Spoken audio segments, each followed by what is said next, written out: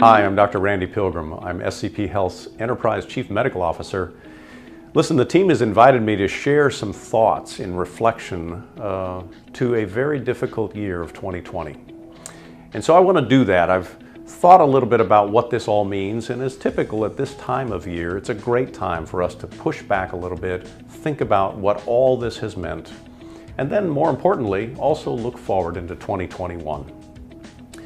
There is no question that 2020 was a year that we've never seen before, never saw it coming, and yet here we are in December, looking back already over 9 months at a time that it's pretty hard to look past a few days at times. But yet, this is what we're called to do for ourselves, for our colleagues, and for our families. As I've thought about this, I thought about probably 4 different areas that I wanted to share with you. And by the way, I welcome your thoughts also. Please do contact me and let me know what you're thinking about. But I'm thinking about, what did we learn in this year about our patients? What did we learn about the healthcare system where we practice? What did we learn about each other, about our clinical colleagues? And then, unavoidably, what did we learn about life? Here's my thoughts. If someone would have said to me 9 months ago, what do you think it would take to lose half of your patients in 6 weeks? I would have said, oh my gosh, it probably would have taken an act of war or something, some huge disruption. Well, in fact, on March 13th, when the President declared a national emergency, 6 weeks later, we had lost half of our patients in emergency medicine and 29% of them in hospital medicine. It wasn't an act of war at all. It was the threat of a virus that we hadn't seen, that hadn't really presented itself yet. And what I learned about patience in the course of that, if you fast forward through all of that craziness, is that actually what kept patients away from us that were just literally 6 weeks before coming to us in droves was fear and uncertainty and disinformation, ambiguity, and all the things that are disruptive to a patient's choice to come and seek care from us.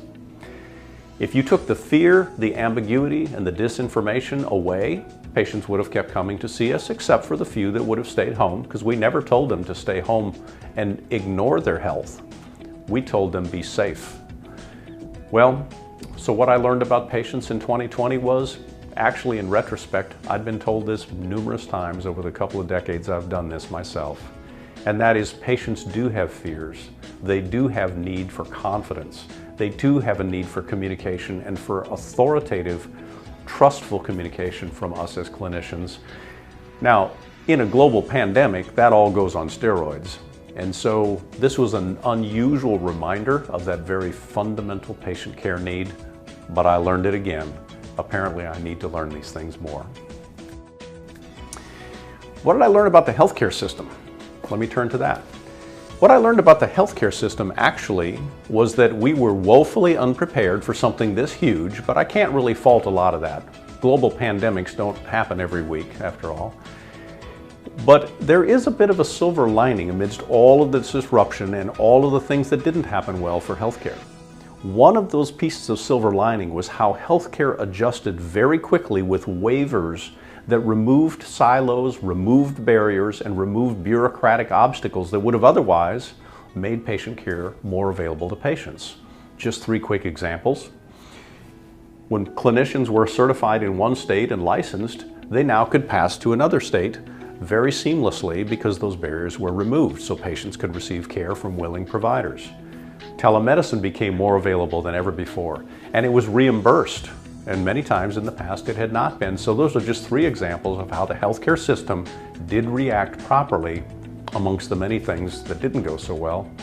I expect that in 2021, those things are going to persist, and we are going to advocate for those things very strongly so that patients can get care where they could have not before for no reason.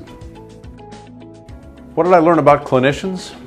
Well, this one is a tough one for me to articulate because I have learned once again just how resilient we are. Those of you that ran into the burning building when we were telling everybody else to run out, putting yourselves at risk and your families, of course emergency medicine, hospital medicine, and others did that because that is what we do. So I can't tell you that I learned that, but once again I saw it in action, and I am just incredibly humbled and thankful for what you have done and how you have done it.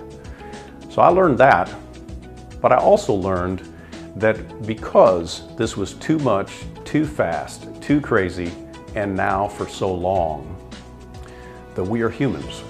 And as heroic as we are, we're also humans and in much need of long-term resilience and care for ourselves, care for each other, and resources to do that. So I also learned that nobody is Superman or Superwoman. Everybody is going to reach a point where they need to ask for help, need to be helped, and need to offer help. In 2021, you're going to see more and more of that, and we ourselves are dedicating ourselves and our resources to it. So I learned that, and we're going to learn more. And finally, what did I learn about life? Well, there were many things that were in all the above that I learned, but probably I learned once again that it is more important than ever before to have a reason and a purpose for doing what we do that is well beyond ourselves. That's always been important. It's always easy to say, but when something like this happens, it comes into full view like we've never seen before. So to the extent that you, and I will join you in this, can think about your purpose and about your passion and what really gets you up in the morning or at night to do what you do, especially when you don't have the resources internally to really go at it or the world doesn't deliver them for you, the reason you really are doing this becomes more important. And the cool part is, it actually becomes sustaining. It can become more and more the reason why you can go on and why you can become continually a blessing for those that you serve and to your families. So having your big why and staying grounded in 2021 is going to be more important than ever before. I really am appreciative, and I hope that you hear my voice with a chorus of others that say thank you. I don't wish to be Pollyanna as I look forward into 2021, because this will be a long slog, but I do wish to become even more grounded in purpose, in passion, in respectfulness, and our ability to do this together. Thank you again for who you are and for what you do. Be safe and be well.